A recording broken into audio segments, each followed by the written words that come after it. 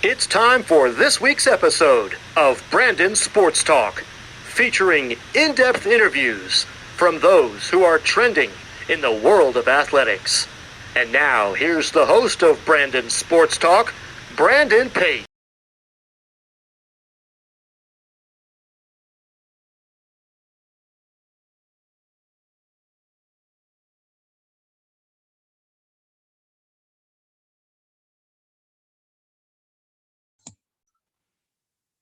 Welcome back to Brandon Sports Talk. In today's episode, I have the privilege to interview the Georgia Southern head rifling coach, Coach Sandra Worman. How are you doing today?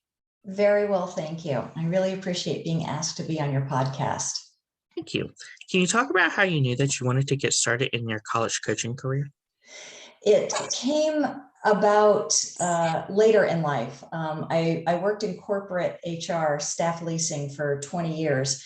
And I realized that many of the things that were helping me be happy and successful in life were things that I had learned while being a student athlete. And that made me want to come back around and contribute to the sport and to young women in particular.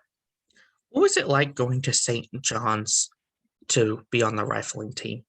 It was a crazy adventure because I am originally from the state of New Mexico, and I was living in Southern California at the time that I was recruited.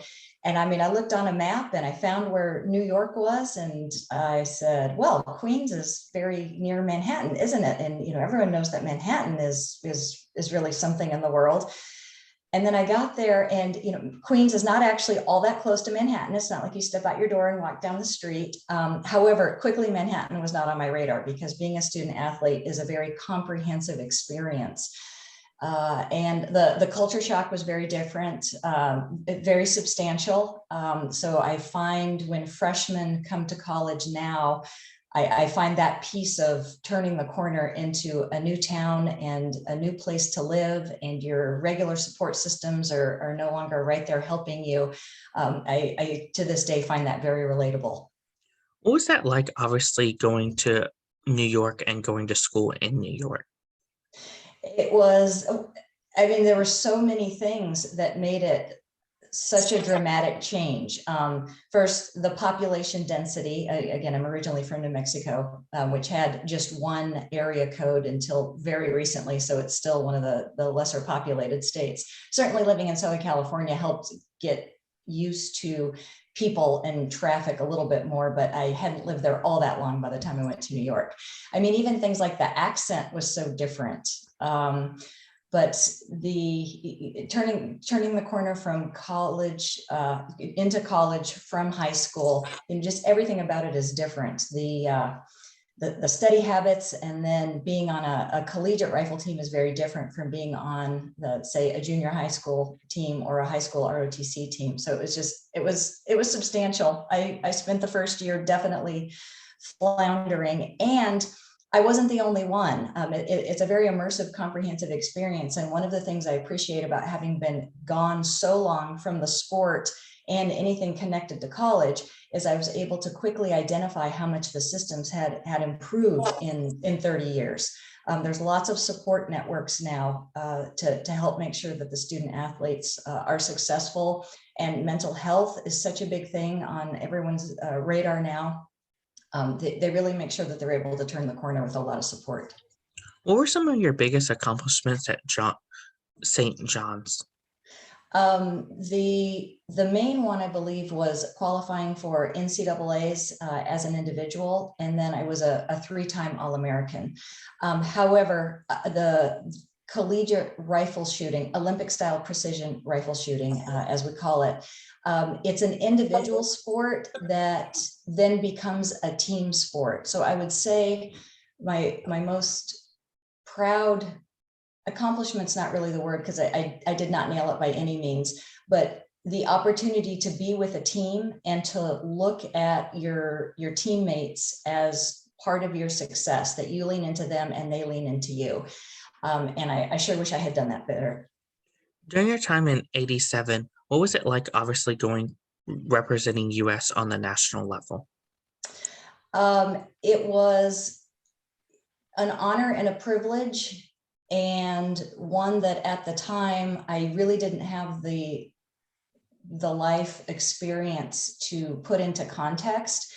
And what I mean by that is the challenge of being a student athlete, it's comprehensive. I mean, when I recruit, I tell young people, if you want to be a student athlete, you are looking at one pie with two pieces. Student athlete, that's it. Now, going into college, I did not realize that. I mean, it was as true then as it is today.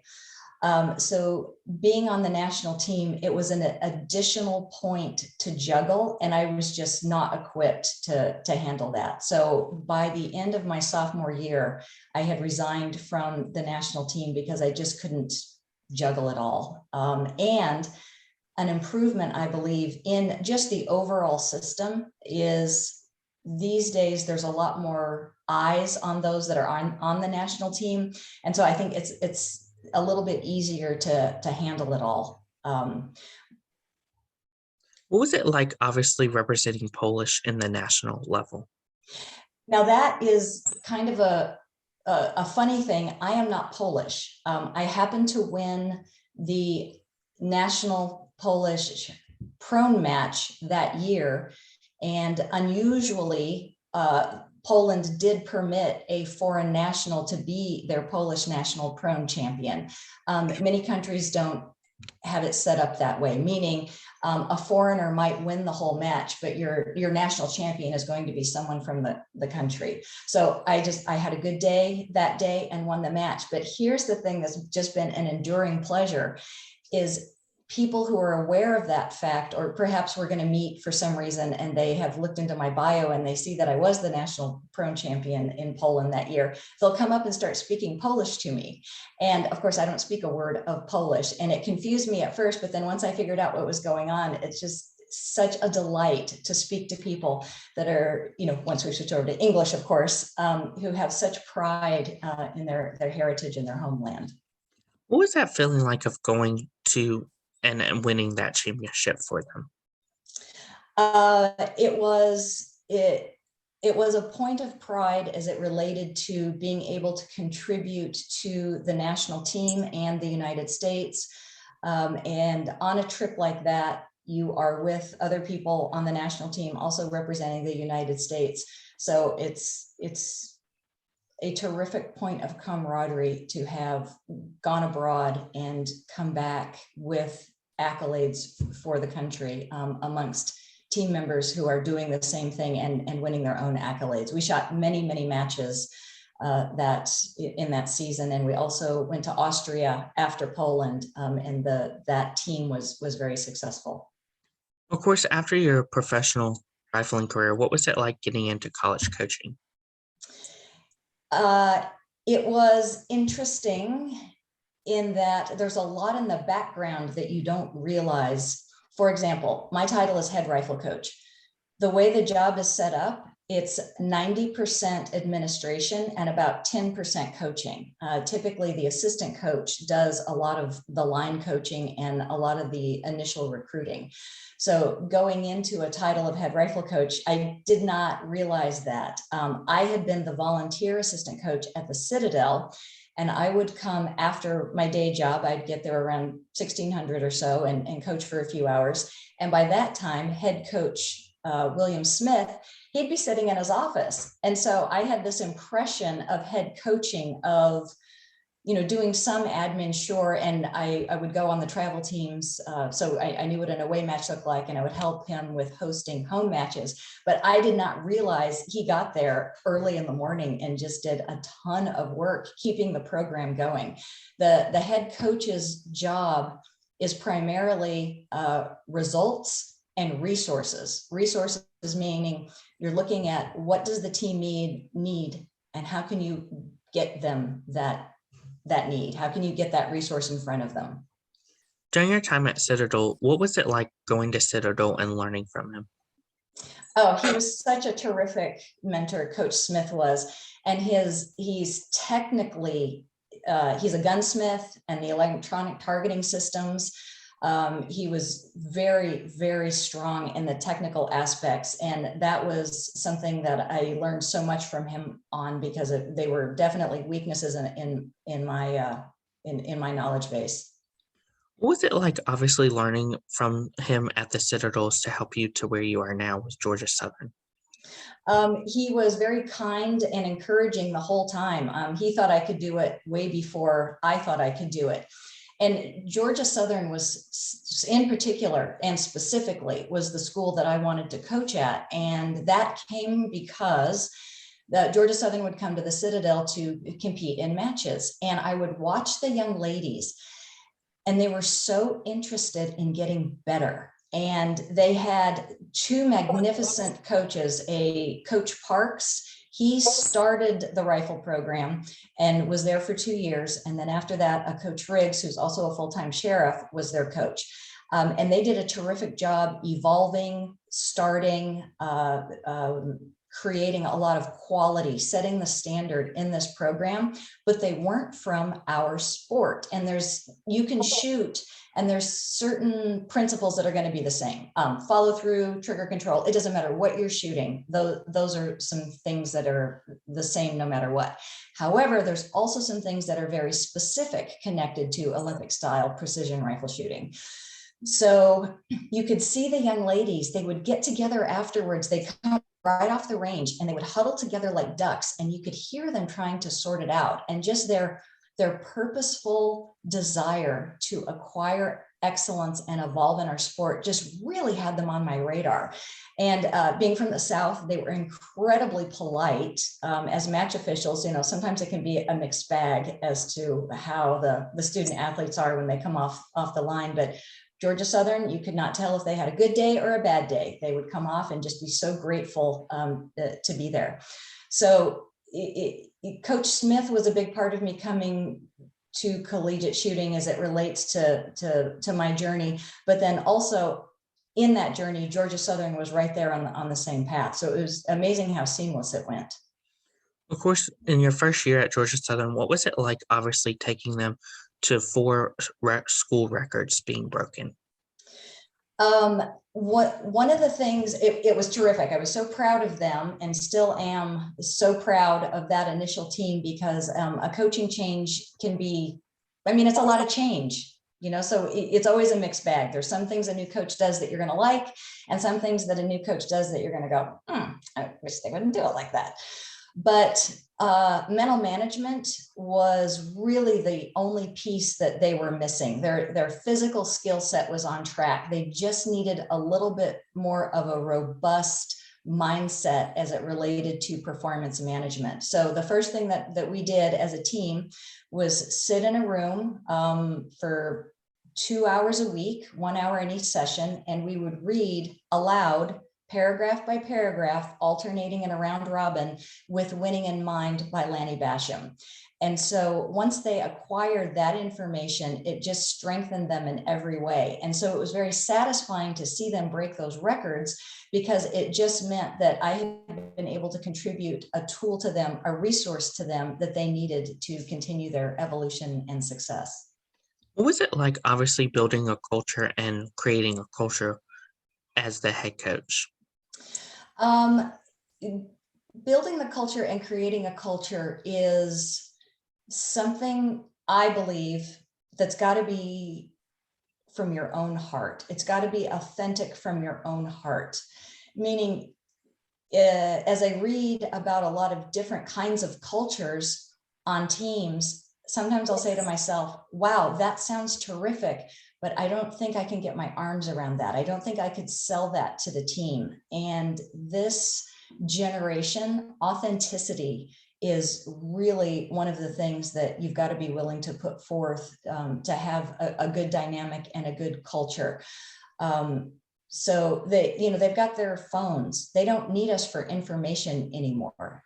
They need us for authenticity and leadership. So if you've got a facade in place that feels like it's supposed to be the culture that you're expected to input, that can be hard to pull off, because day in and day out with the grit and the grind, it's hard to maintain a facade.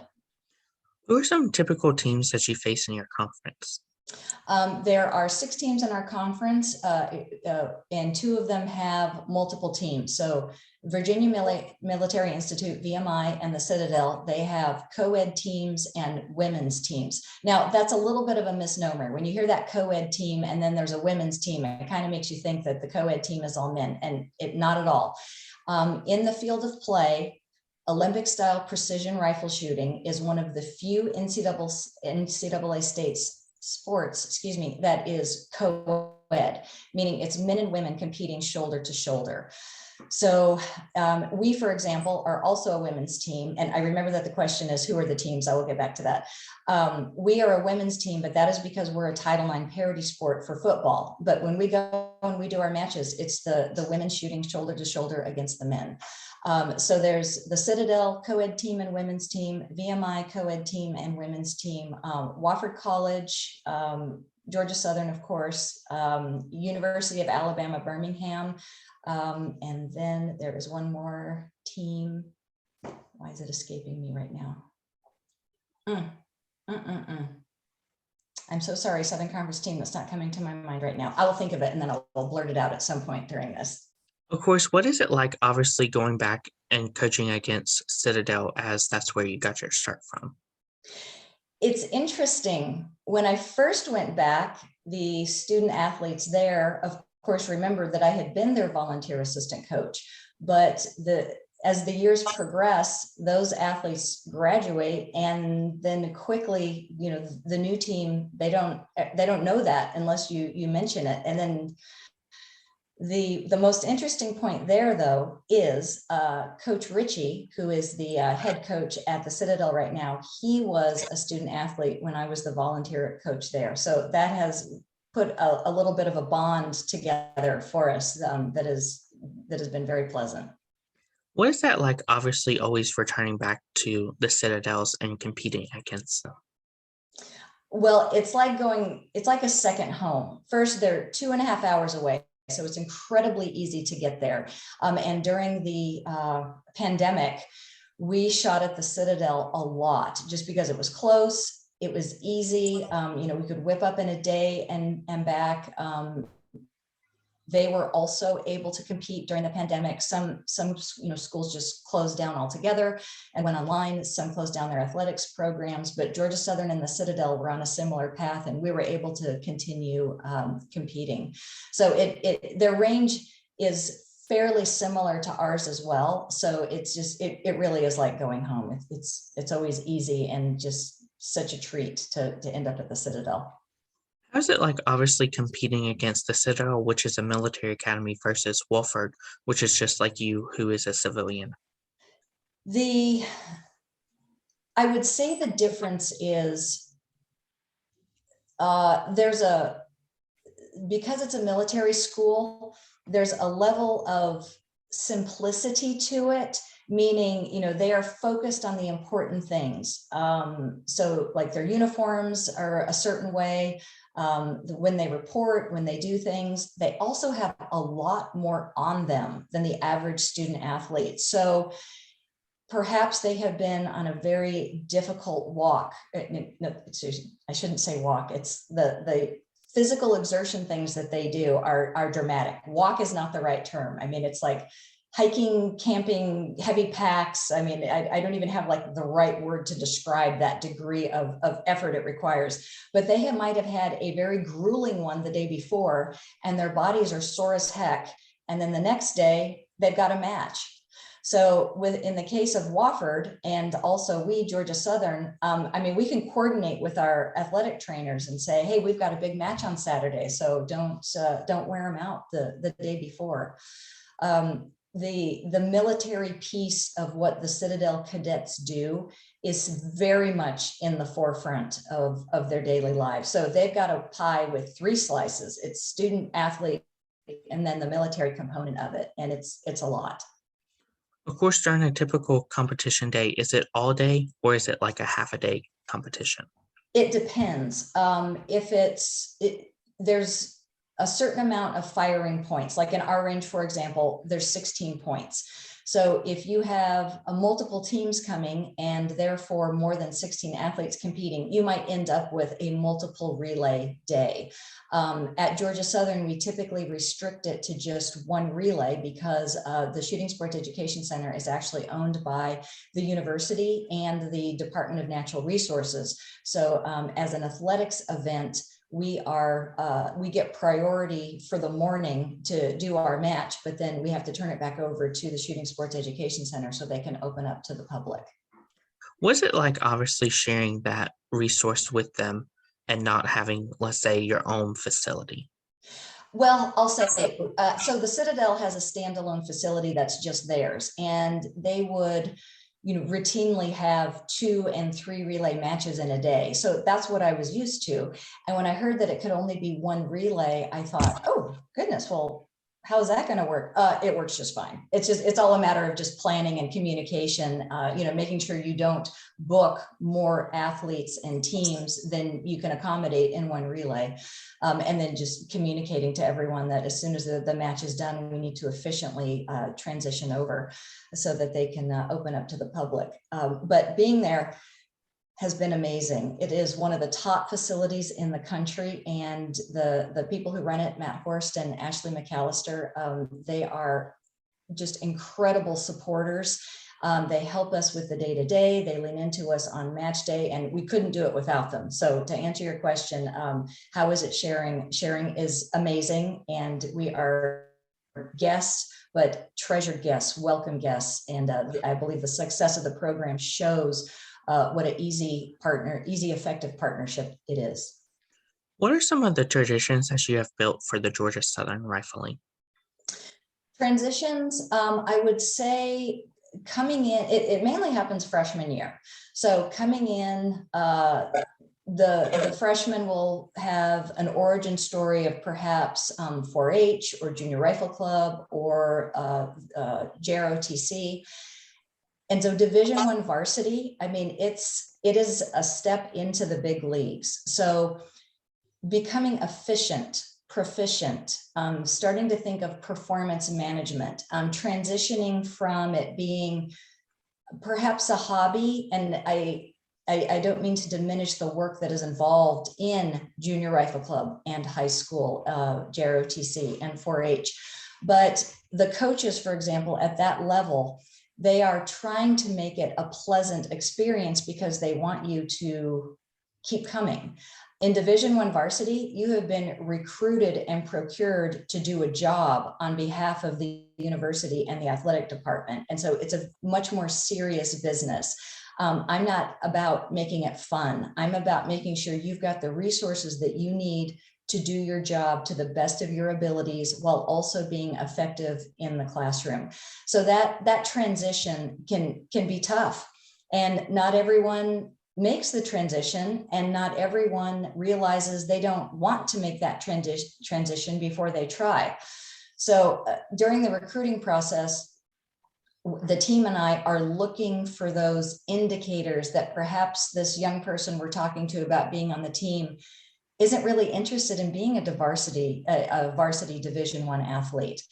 Some people, they absorb what they're supposed to do from perhaps coaches or parents. And at that age, 16, 17, 18, you don't know that you can say no yet because you don't have a lot of experience being able to say no. That's kind of the time in your life when you're starting to stand on your own 2 feet and figure out what you want from life. So it's very easy to stumble into Division I varsity, not knowing I don't really want to do that. I want to have a more traditional college experience where there's a social life, because there's not a lot of socializing in athletics.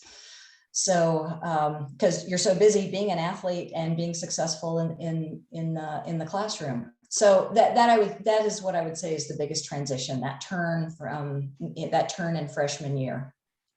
Of course, what does the recruitment process look like for those prospective student athletes looking to go into college rifling? So the recruiting process involves a transition, a mental transition, and that is the potential recruit, the potential student athlete has to decide, I want this, and I want this bad. And once they have made that decision, then they need to do their homework. They need to figure out what schools they're interested in, which programs they're interested in. They need to start writing to the coach. They need to fill out any recruiting questionnaires that are on the recruiting website for that team. One of the biggest red flags I look for, it's like the initial thing that will cause me to not pursue or recruit any further, is if they and their parents are in front of me and I'm only hearing from the parents. Because if the parents want you to be a Division I varsity athlete, you're not going to make it. It's a lot of work. You have to want it bad. It's a grit and a grind that starts almost right away. So if I'm only hearing from the parent and I'm not hearing from the young person, that's a red flag. Second red flag is if I start asking questions of the potential student athlete, of the recruit, and they don't know anything about our sport. It's kind of like when you go in for a job interview. If you haven't done your research, very quickly that employer interviewing you is going to recognize that you are not prepared to contribute. You are not prepared to bring resources and tools and solutions and energy and commitment to the job, to the workplace. So it's exactly the same with recruiting. I mean, you've got to want it bad and you've got to be ready to lean in. So you've got to know what the team is about, know what the program is about, know all about the sport, be prepared to be coachable and to listen. Another transition is if you get recruited for college, you're probably a big fish in a small pond. And as soon as you get to college, now you're going to be a freshman, so a small fish in a bigger pond and an unfamiliar pond. So it's a lot. You got to be ready for that. Of course, what are some of the things that you look at in these prospective student athletes when on the road? I am looking for athletes who will benefit from the resources that Georgia Southern is able to contribute to them. Meaning, I don't recruit on score. The team and I can work with you to increase your shooting prowess. What I need from you is the willingness to dive into Division I varsity, the willingness to acquire performance management and mental management, which is where you become your own advocate. One of our most successful stories on the team is Rose Kramer, who was a junior my first year. And by the next year, she had qualified for the NCAAs, tied the NCAA national record in the qualification round at NCAAs, and then went on to win third. She had a very successful season, and everyone asked, "What did you do for Rose?" And I say, I did three things. First, I told her not to look to me to tell her she can do it, but to tell herself she can do it. Also, we read With Winning in Mind together, as a whole team. And also I say, don't try to please me, please yourself. And she very successfully turned the corner into that mindset. And it served her well. It was the tools and the resources she needed to be successful. And they're the same tools and resources that I provide to the team in the subsequent years, including the current team. And it's the thing that helps you go from being a high school athlete to a college athlete to a national elite athlete. It's believing in yourself. It's being able to pull yourself out of the weeds. Now, with support, you've got to have support. The point of the program is to support you in acquiring these skills and to support you in developing what you need to be able to stand on your own 2 feet. But this is kind of a gender bias, sure, but I can speak from experience there. My dad was a gunsmith. When I got to college, I did not have a lot of experience cleaning my own gun because my dad did it for me. So that's an example of something, right? When they hit the ground, we make sure that they acquire the gunsmithing skills to not only be able to clean their gun, but to fix anything that might happen on the range. Now, I'm right there to help them. But the point is, if it is to be, it is up to me. So that is the biggest thing I am looking for in recruiting, is someone who is willing to say, yeah, if it is to be, it is up to me. And I am going to acquire the resources and tools that needed to do that. And you are here to help me develop those. Of course, what does the official visit look like for Georgia Southern Rifling? An official visit usually has a couple of athletes at the same time, and they will stay generally with the other athletes. So I will see them for specific periods of time in a 48-hour visit. I will meet with them at the beginning and then I will meet with them at the end. But other than that, they are hanging out with the team. We will sometimes purposely schedule official visits during a home match so they can be a part of that, and we put them to work. And that way the team can kind of get a feel for how serious are they? What is their work ethic like? Where do they want to go? Because you can tell me, you can meet with me and you can tell me all of the things that you think I want to hear or that you're supposed to tell me. But again, going back to how hard it is to maintain a facade, 48 hours with the team, those teenage girls, they're going to get it out of you. Whatever your real deal is, they're going to get it out of you. So. Of course, what is that like as head coach, seeing them obviously look at the program and see what obviously Georgia Southern can offer them in the rifling program? I mean, it's a tremendous privilege and opportunity to feel like there exists the chance to help this young woman get on her own best path and then encourage her to continue that evolution. And I mean, there's lots of bumps in the road. That's life. You know, some days you have a good day, sometimes you have a bad day, sometimes you're in a slump, which, by the way, is a made-up thing. But whatever it is you're going through, to have the team and the program and the athletic department and the coach there to help you work through it, it's very, very rewarding. And looking at the recruits and seeing how Georgia Southern might complement them and how Georgia Southern's resources might encourage them to excellence and success, and learning how to pull themselves up by their bootstraps when the inevitable hard day or, you know, outright failures happen. It's very rewarding. What advice would you give high school athletes looking to go to college to join the rifling team? To just be prepared to work hard, to be very determined about what they plan to do, to have an idea of what they would like to get out of their college career. I mean, having goals is a big part of, you know, anything in life, but particularly in athletics. So it's not just score based. We want you to live the width of your college experience, not just the length. What advice would you give those college rifling players looking to go into the real world, whether it's joining the police academy or going into the military after the rifling team?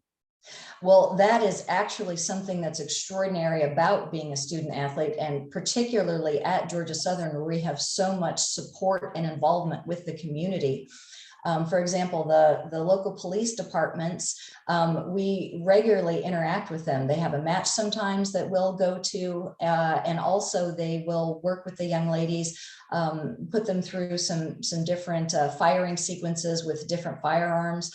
Also, there's Dr. Norton is from the College of Business, and he takes us out. We think of him as the team grandpa, but he takes us out every semester or so for a range outing and comes to all of our matches. And there's so much support from the community, which then parlays into the opportunity to explore what your careers might be. Georgia Southern has a terrific program called Apex, which is about helping student athletes be prepared for real world things when they're done with their degrees.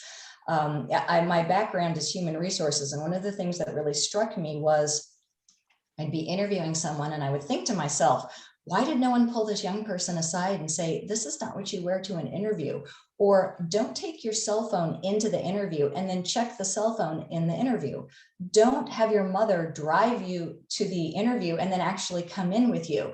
So these are the kinds of things that the Apex program is really addressing. And it's very meaningful as it relates to, you start in freshman year and you don't know what you don't know. And by the end of your senior year, you certainly don't know everything, because none of us ever know anything, but you've got a much better handle on how to be successful in the world and also what you might wish to do. What advice would you give those future head coaches looking to start in their own college rifling program? I would say to not overlook the value of volunteering for a collegiate program. As we've kind of talked about in this interview, my origin story is being the volunteer assistant coach at the Citadel. So when it came time to interview for the job, that was very meaningful because it meant I had exposure to NCAA compliance, and programs, and the rules and regulations connected to Division I varsity, because the Citadel is also D1 varsity. So that was very meaningful, even though I didn't have any formalized professional coaching experience, because of my background, and both in athletics and then also in the work environment. That is the thing that helped me acquire the position in the end. That's great advice. Where can my listeners find you at on social media along with the Georgia Southern Rifling program at? You can find us at gsrifle.com. There's also an Instagram account and a Facebook account. So Georgia Southern Women's Rifle Facebook, and then the Instagram.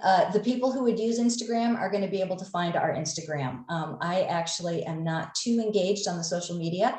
I leave that to the young ladies, but anybody who is Instagram focused will be able to track it down rather easily. Thank you again, Coach Sandra, for your interview, and best of luck in your future with the Georgia Southern Rifling. Thank you so much. I'm so grateful to have been here. It was a pleasure talking to you, and I am just delighted to talk about Georgia Southern and our sport. So thank you again for that chance. Thank you. You can find Brandon Sports Talk on Facebook at Brandon Sports Talk, Instagram at Brandon Sports Talk, Twitter at Talk_Brandon, and you can find me on YouTube at Brandon Sports Talk. Don't forget to like, comment, and subscribe. Thank you again, Coach Sandra, for your interview, and best of luck in your future. Thank you, sir. You too. Bye-bye. You've been watching Brandon Sports Talk. Please feel free to like, share, and subscribe to Brandon Sports Talk on social media and on YouTube.